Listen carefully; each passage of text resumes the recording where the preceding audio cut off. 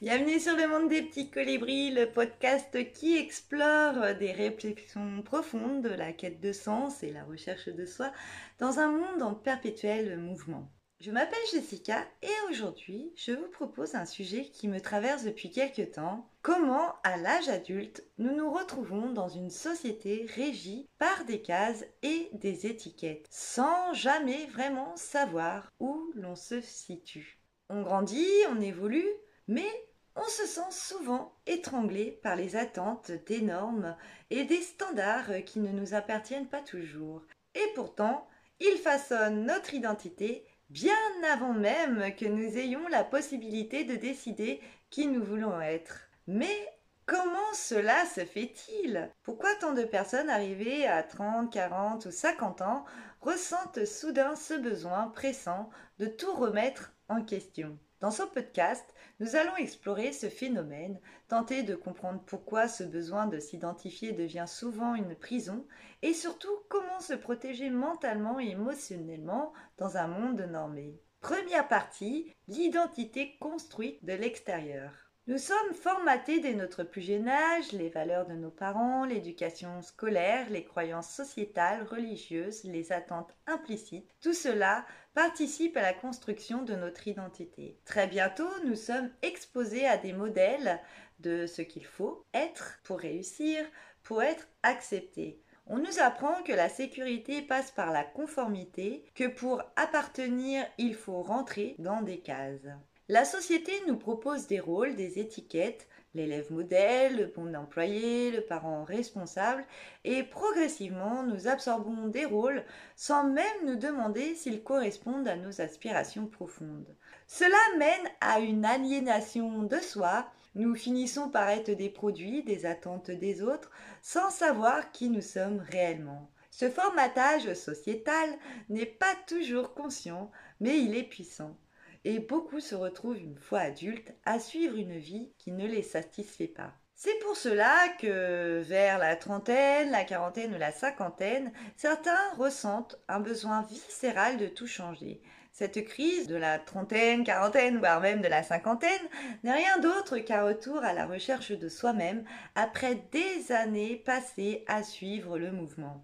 Passons à la deuxième partie, l'absence d'identité personnelle et ses conséquences. Ne pas savoir qui l'on est réellement peut provoquer un profond malaise. Cela engendre des questionnements, des remises en cause et parfois même des crises existentielles. Nous vivons dans une société où la comparaison est omniprésente, avec les réseaux sociaux, les standards de succès, de beauté ou de bonheur sont constamment exposés sous nos yeux, accentuant ce sentiment de ne pas être à la hauteur. Cette identification aux cases peut être toxique. Prenons l'exemple de la compétition.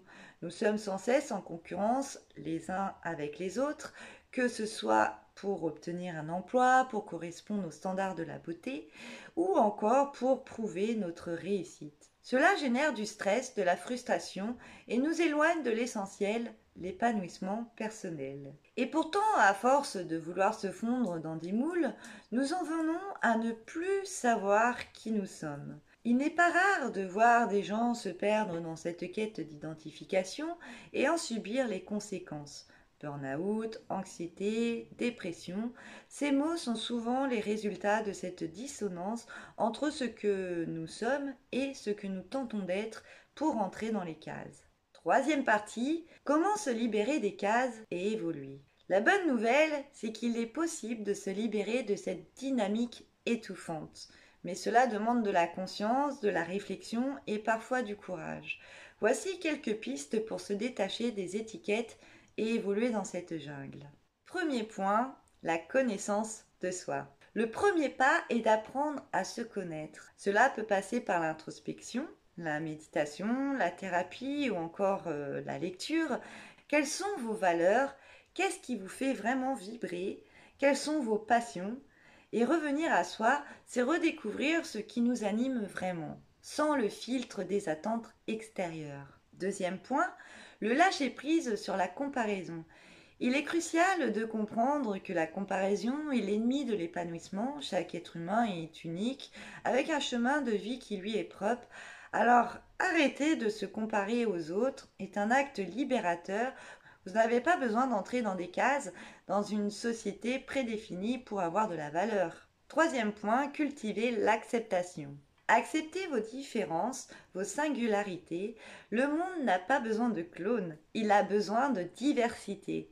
Être soi, c'est aussi accepter qu'on ne sera pas toujours compris ou approuvé et que c'est OK. Et quatrième point, s'entourer des bonnes personnes. Enfin, entourez-vous de gens qui vous acceptent tels que vous êtes. Les relations authentiques sont celles qui vous permettent d'évoluer sans pression, sans jugement. Parfois, il faut savoir dire au revoir à certaines personnes ou situations pour avancer sereinement. Quatrième partie, maintenant nous allons voir comment se protéger dans une société normée. Dans un monde où la norme est omniprésente, il peut être difficile de se protéger lorsque l'on ne rentre pas dans les cases.